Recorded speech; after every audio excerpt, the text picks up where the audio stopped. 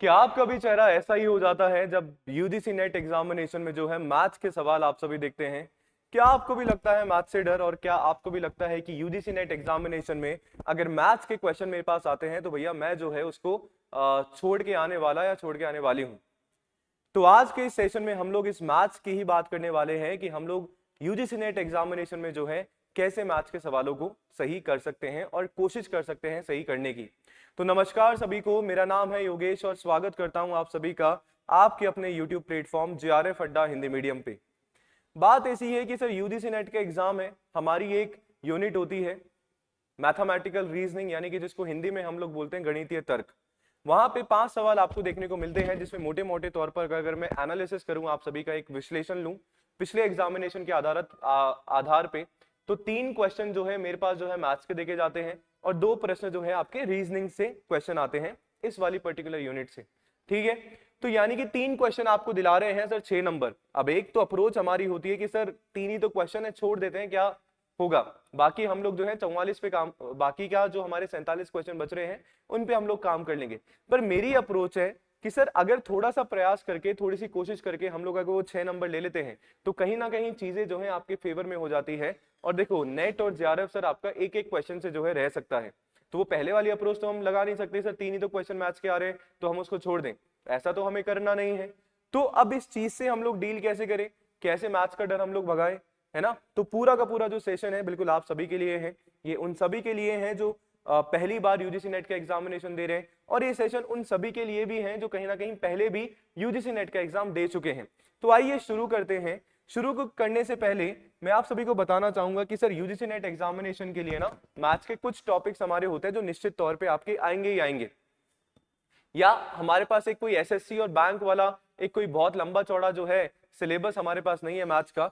Sir कुछ हमारे पास topics होते हैं, वहां से आप सभी के क्वेश्चन आने बिल्कुल तय होते हैं कहीं ना कहीं, और इन्हीं में से कहीं ना कहीं आपके पास प्रश्न देखने को मिलते हैं।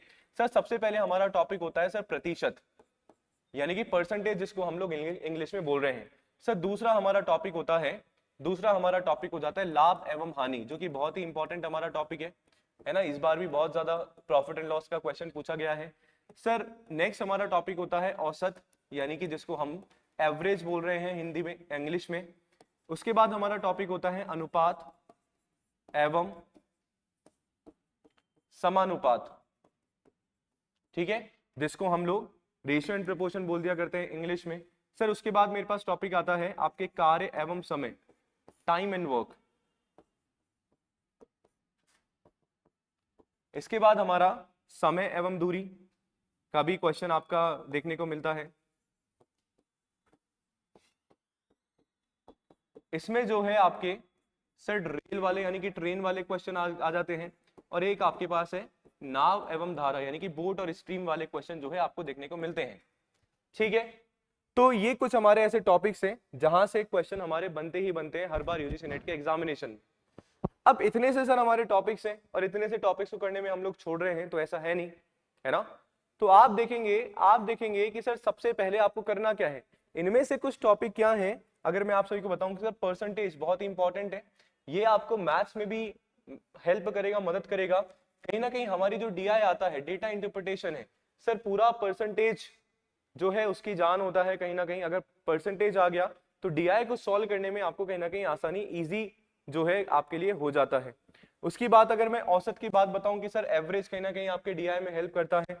सर आपका अनुपात जो रेशो वाला होता है वो कहीं ना कहीं आपके डीआई में हेल्प करता है। तो यानी कि मैथ्स डीआई केवल बात 6 नंबर की नहीं है, सब बात हम लोग 10 और नंबर की कर रहे हैं, यानी कि हम लोग कहीं ना कहीं 16 नंबर की बात करें अगर डीआई को भी इसमें हम लोग लेके आ जाते हैं तो क्योंकि सर डीआई हमें है 5 क्वेश्चन फिक्स्ड है, आएंगे ही आएंगे, तो क्यों ना हम लोग उस पर मेहनत करें। तो बस वही चीजें जो है आप सभी को समझाने की कोशिश जो है मैं कहीं ना कहीं कर रहा हूं।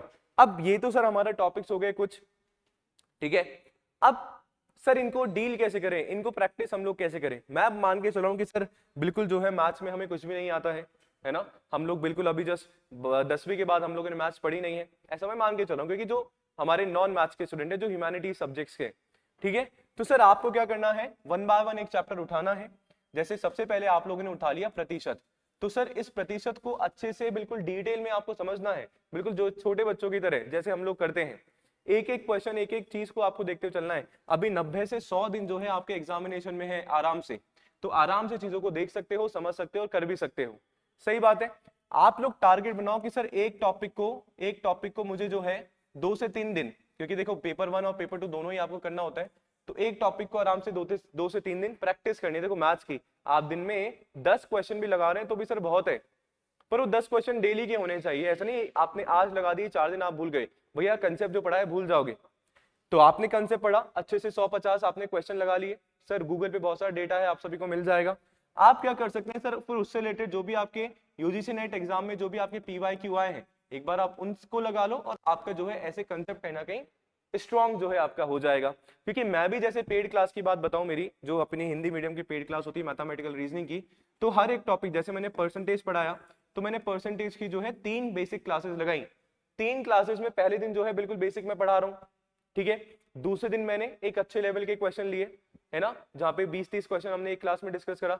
और तीसरे दिन यानी कि थर्ड मैं लेने वाला हूं जो भी हमारे क्या आ रहे हैं, जो भी हमारे पीवाईक्यूज यानी कि प्रीवियस ईयर क्वेश्चन है, आपके पिछले एग्जाम में पूछे गए हैं। तो 3 दिन में पूरा कंसेप्ट बच्चे का बढ़िया तरह हो जाता है। तो ऐसे ही बाकी यूनिट्स में भी हम लोग कर रहे हैं, है ना। तो ये छोटी सी एक अप्रोच है जो आपको लगानी है, क्योंकि सब समझदार हैं सर, नंबर तो हमें लेने हैं क्योंकि नेट और जेआरएफ कहीं ना कहीं हमें क्वालिफाई करना है, ठीक है।